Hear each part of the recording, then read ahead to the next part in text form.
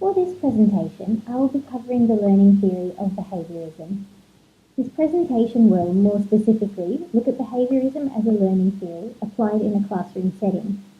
I will be covering my personal beliefs on behaviourism as a learning theory, as well as the main features of behaviourism, the strengths and limitations of behaviourism, and how I might apply this learning theory in the classroom myself. I believe that ideally all students should be taught by a teacher that uses insights to apply individual learning styles based upon what the individual student is most responsive to.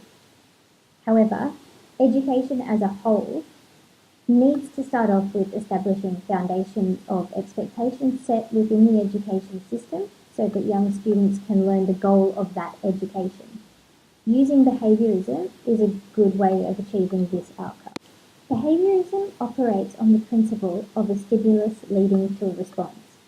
The major features of behaviourism as a learning theory are positive reinforcement, negative reinforcement, positive punishment, and negative punishment. Positive reinforcement provides the student with something that they desire as reinforcement. So, for example, if a child wants to play outside more, the mother may give him more time to play outside if he helps with household cleaning. This is a good strategy for children or students that are motivated by rewards. My personal belief is that this feature of behaviourism is one of the most effective ways of enforcing behaviourism, as many students are motivated to perform a certain behaviour if they're offered a reward. Positive punishment is presenting an aversive consequence after an undesired behaviour is exhibited, making the behaviour less likely to occur again in the future. For example, a child might spit during class, and then his teacher will tell him off in front of all of his classmates.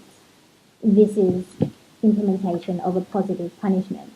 I believe that this feature of behaviourism would work well in encouraging undesired behaviours to be stopped. Negative reinforcement is when an adverse stimulus is removed after a behaviour is exhibited. So, for example, a child may do the dishes in order to avoid his mother nagging him. Negative reinforcement is taking something negative away in order to increase a response. My personal belief is that this feature of behaviourism may be hard to implement and would be best only in individuals that have the cognitive ability to foresee their behaviour will remove an adverse stimulus, and it would be most effective in people, children, students who are able to motivate themselves when the undesired behaviour is exhibited. For example, a child hits a classmate and the negative punishment would be that their favourite activity is then taken away from them.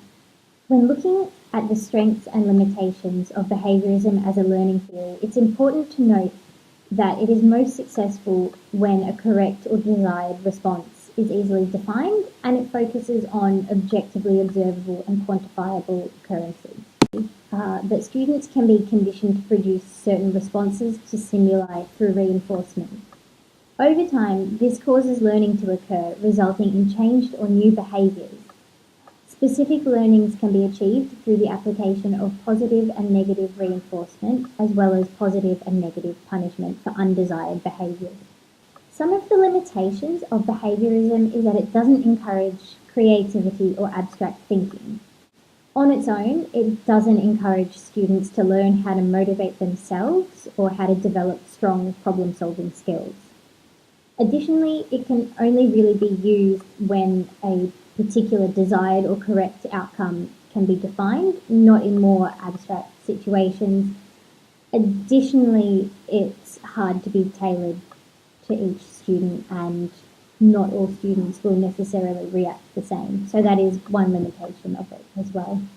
Positive reinforcement is the best, most effective feature to use when attempting to teach a new behaviour or create a desired outcome. For example, this could be used when wanting students to work quietly without talking. In this situation, the teacher could instruct students to work quietly for half an hour and they'll be given additional time for an activity that they enjoy. I believe that this strategy is useful for creating new learning and new behaviours. Additionally, I would use positive punishment as a strategy in behaviourism to stop undesired behaviour. So, for example, if a student was behaving in a disruptive manner, they could be reprimanded in front of their peers. This adverse consequence would encourage the behaviour to cease.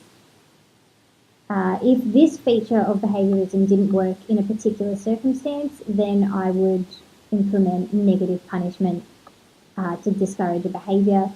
However, it would be my personal belief and personal preference to use positive punishment first before attempting to use negative punishment to discourage a behaviour. An aspect of behaviourism that I would avoid using would be negative reinforcement. This would be because I believe it would be more challenging to implement, particularly to a group of students or a group of children, and I believe that it would also require more self-motivation from the individual students, making it less effective. So overall in this presentation, I've covered the main features of behaviourism, as well as different applications that could be used in the classroom, and my personal beliefs on the main features of behaviourism and the applications in the classroom.